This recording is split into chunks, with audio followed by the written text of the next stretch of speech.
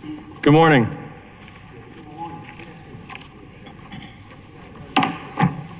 The time is 10:28 on March 27th. Welcome to the Land Use and Transportation Committee meeting. I'm Ryan Dorsey, Chair of the committee and representative of the 3rd District. Today we will reconvene to continue the hearing on Council Bill 25-0006, zoning code modifications. In attendance, we have to my left, Vice Chair of the committee and Vice President of the City Council, Sharon Green Middleton. To my far left, Councilman John Bullock. To his right, Councilman Parker. To my far right, Councilman Paris Gray. To his left, Councilwoman Felicia Porter. To my immediate right, staff to the committee, Tony Levo. Also in attendance, we have Councilwoman Odette Ramos, who I'm going to invite up to the podium to give us a few notes. She's withdrawing an amendment that she had previously discussed. Just want to give her a moment on that. The mic is yours. I'm on my tiptoes. I have a stoop under my desk that I should probably wear. No, I'm going to take 2 seconds. Thank you, though. Thank you. Good morning, Mr. Chair, members of the committee, Odette Ramos, 14th District. Wanted to just let you know that Councilman Jones and I have withdrawn the amendment that we spoke about last time regarding utilities in industrial areas. It's a lot very complicated. And so we thought we would, if we're going to move forward, we're going to need to do it in a separate bill and take some time to figure that out. So I just wanted to officially come and thank you, Mr. Chair, for indulging me and making it official that we're withdrawing the amendment to just kind of work it out.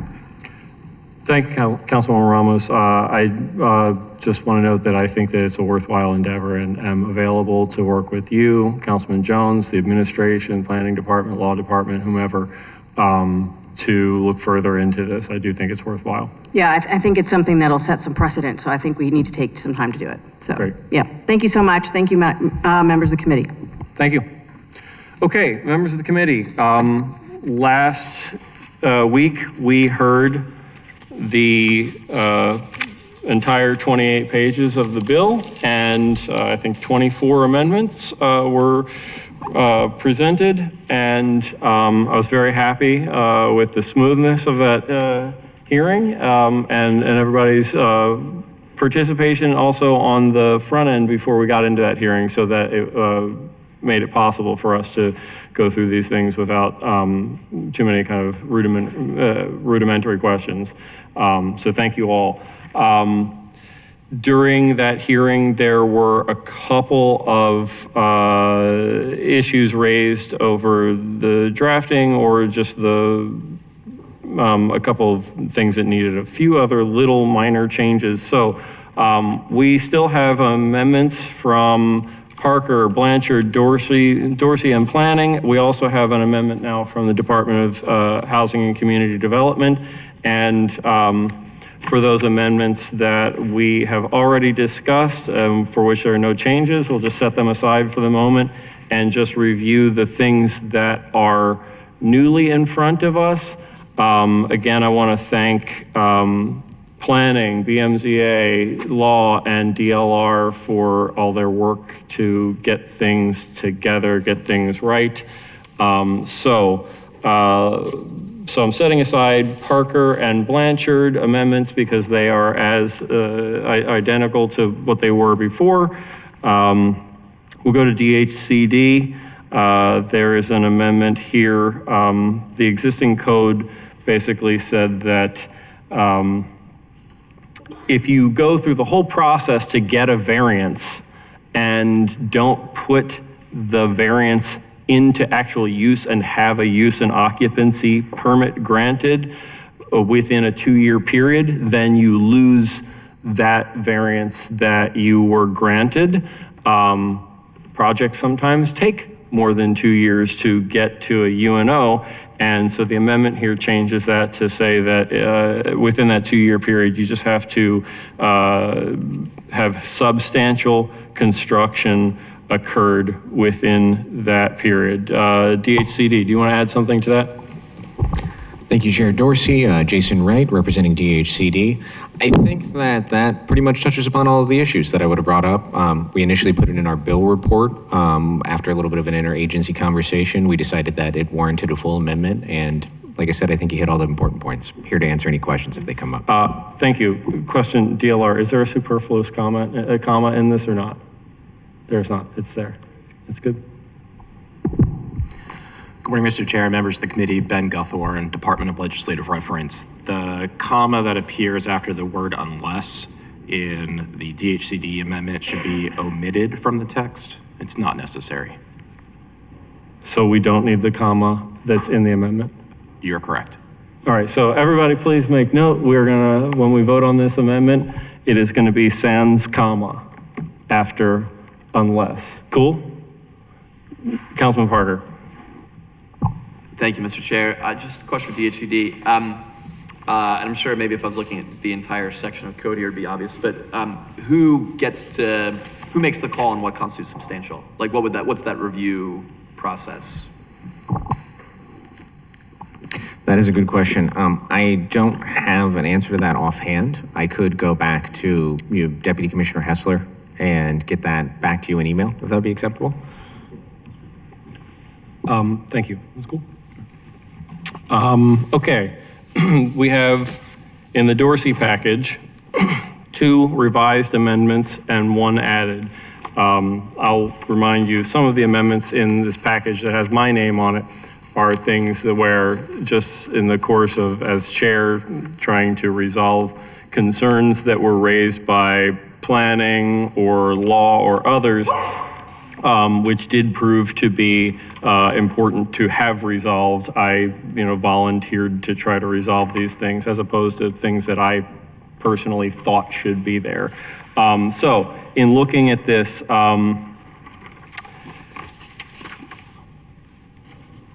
Dorsey Amendment number 5 is revised for the sake of drafting and construction of how the amendment had been written before. Is that correct, Ben?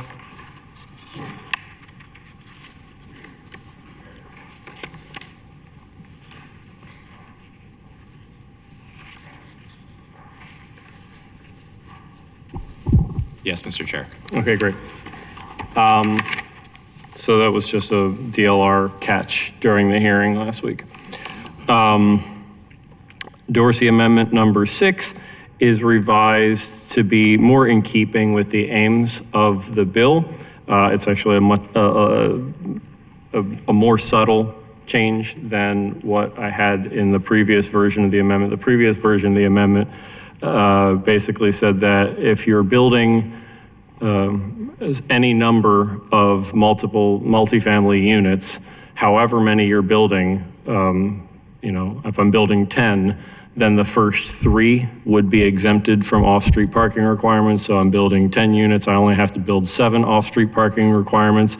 More in keeping with this, the purpose of this bill in just resolving very common occurrences. This amendment has been revised to say that only in cases of up to 3 dwellings being constructed or created can up to 3 off-street parking spaces be exempted.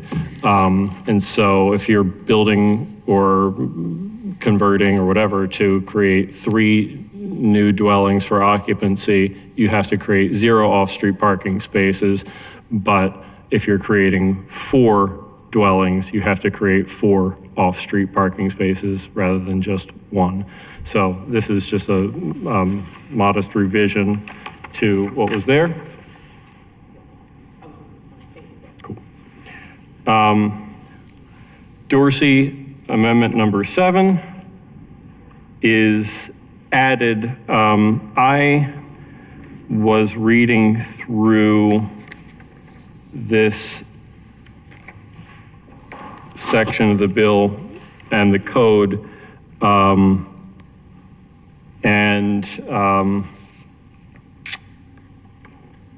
generally pertaining to the expansion of use of a non-conforming structure.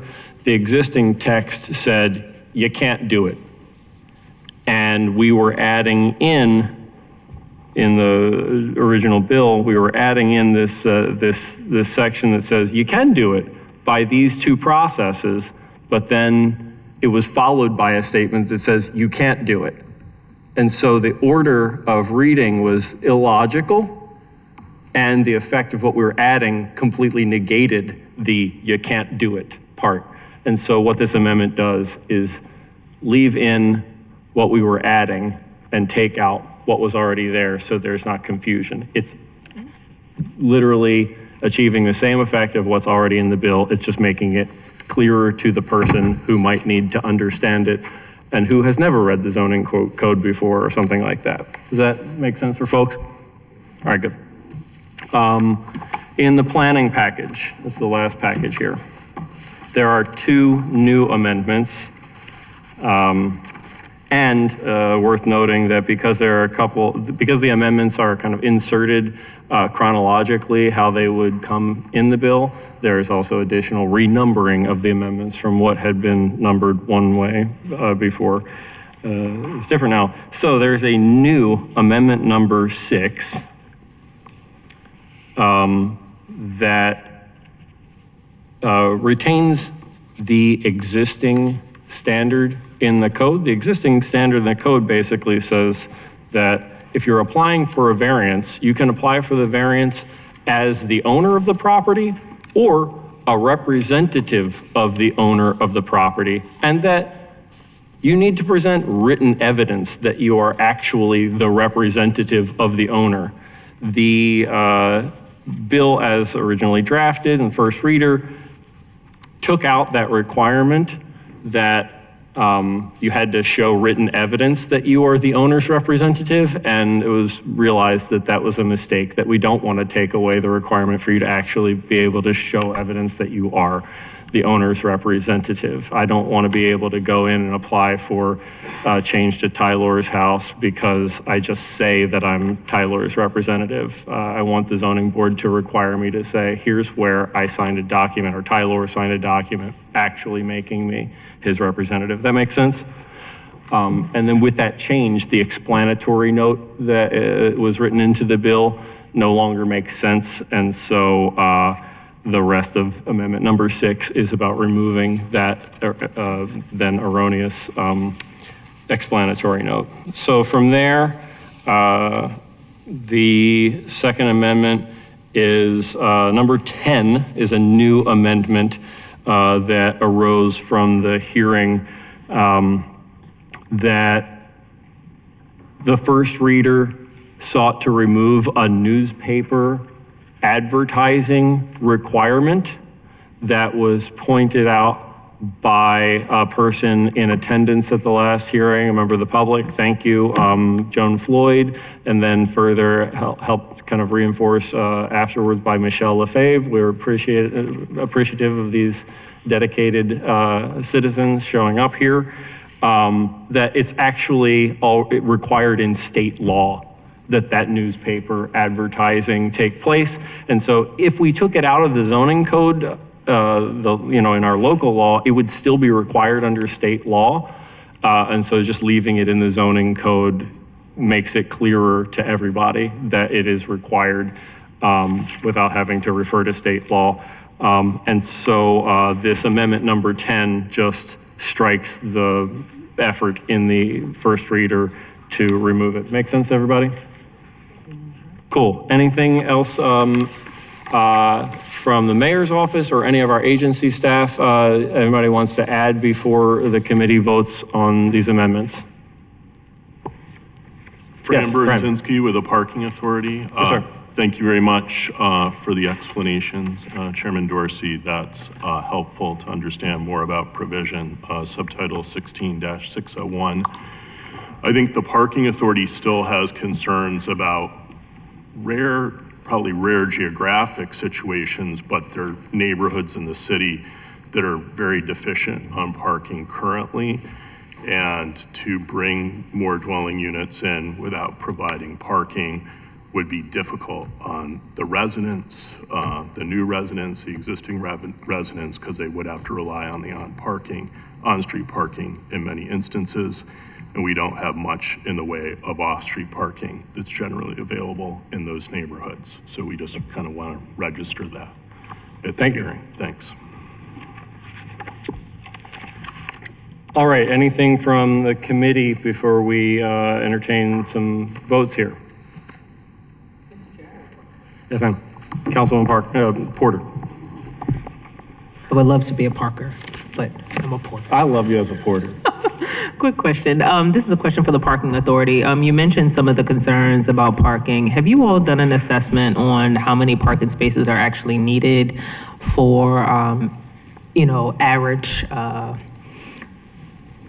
average development in some of these areas? I know Richley's the latest one that kind of rings true. Councilman Gray and I were just talking about some of the, do you all have like that type of kind of assessment of how many parking spaces are actually needed for said development, any average type of development in the district? And I know that Councilman, Mr. Chair, I do appreciate the amendment about if you have 3 apartments, you don't need to develop a parking space. If you have anything over 3, then you have to develop 4 parking. So I appreciate this. I appreciate that amendment, but I just want to know for my clarity, want to know if you all have done that assessment. There isn't like a set rate that we have for the city for those developments, because it can vary pretty dramatically from one unit to the next, depending how it's used. But we have looked at Ridgely's and a lot of other neighborhoods that are densely developed, and really it has to do with where the parking is located. That's the big challenge. There are like streets in like Dover and Ridgely's the Light, where their houses on both sides, there's only one parking lane on that street. Some of the houses can have up to 4 permits. So you can kind of see how the math would be hard in certain places to park the residents even in relatively close proximity, which is kind of what they are looking for. So, do you all provide caps on number of residential parking permits allowed for each house? So, like for instance, if there are 4 people in a house in Ridgely's Light, are they able to get 4 parking permits? Yeah, each unit can have up to 4, say in Ridgely's, and 1 visitor pass. So, yeah. Okay. But each unit can have multiple people in it. Right. Well, normally that would have been the case, as you might have, several drivers in the house, so they would get more than 1 permit. If there were individual units, I haven't really broached that, but I think they would get their own permits for each unit. Thank you. Any other questions? Cool. All right. So, I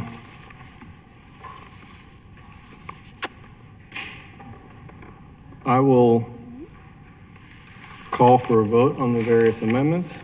Oh, great.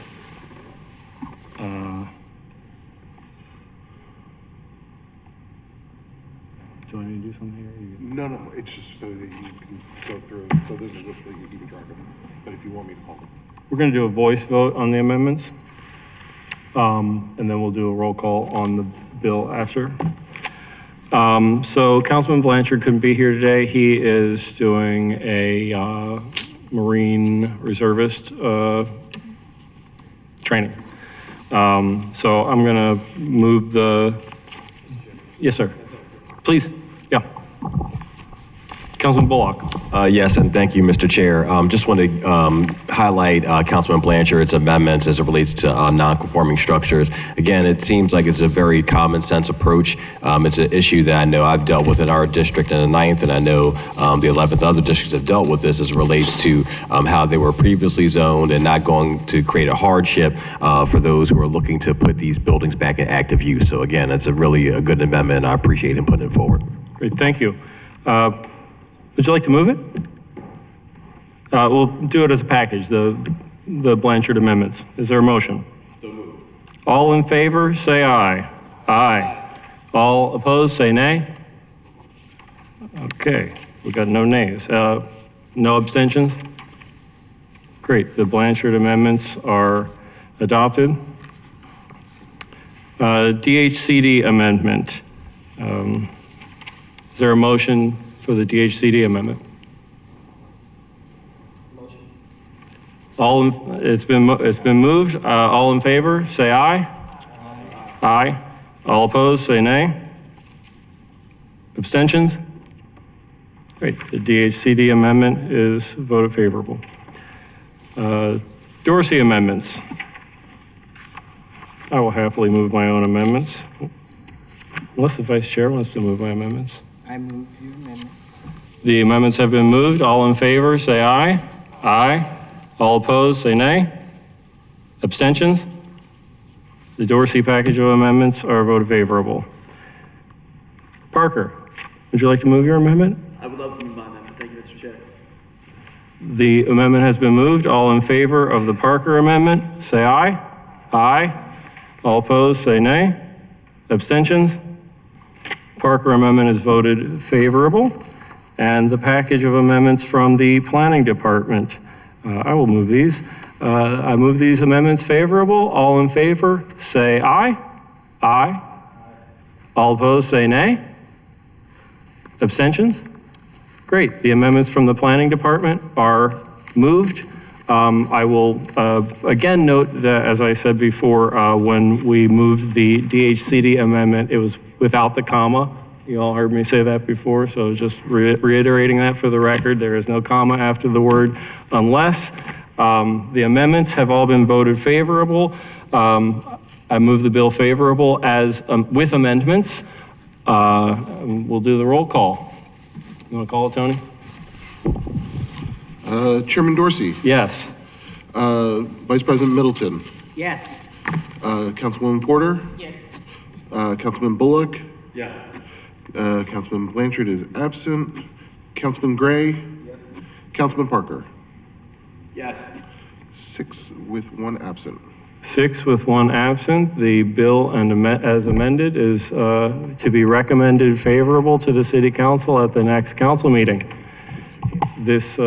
I just want to thank also Councilwoman Ramos for bringing this brick, which I'm about to gavel us out on. This is a brick from the deteriorated or partially collapsed pipe at Lake Montebello, where she and I visited a couple of days ago with DPW, and which will be reopening for full access of the loop this Saturday.